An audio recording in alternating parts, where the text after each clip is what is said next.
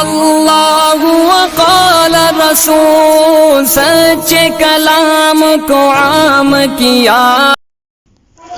السلام علیکم ورحمۃ اللہ وبرکاتہ۔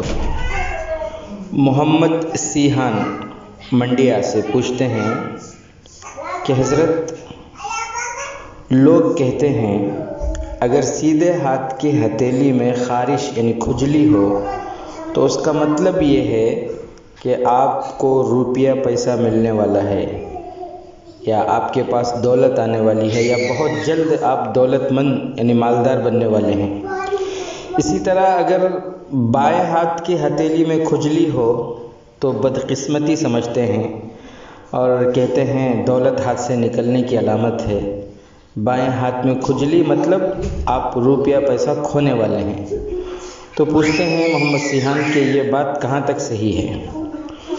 دوستوں، اچھی طرح یاد رکھیے، یہ عقیدہ کہ دائیں ہتھیلی پر کھجلی ہو تو پیسہ آتا ہے اور بائیں ہتھیلی پر کھجلی ہو تو پیسہ چلا جاتا ہے، یہ عقیدہ اصل میں غیر ایمان والوں کا عقیدہ ہے۔ یہ عقیدہ غیر ایمان والوں کا عقیدہ ہے۔ اسلام میں اس کی کوئی حقیقت نہیں ہے۔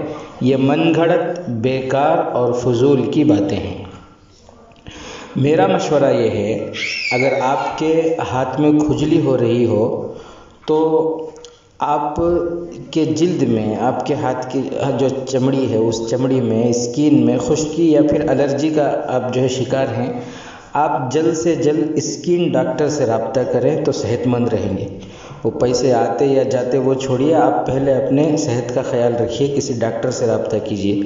اللہ تعالیٰ اس طرح کی وہمی اور غلط باتوں سے پوری امت کی حفاظت فرمائے۔ السلام علیکم ورحمۃ اللہ وبرکاتہ۔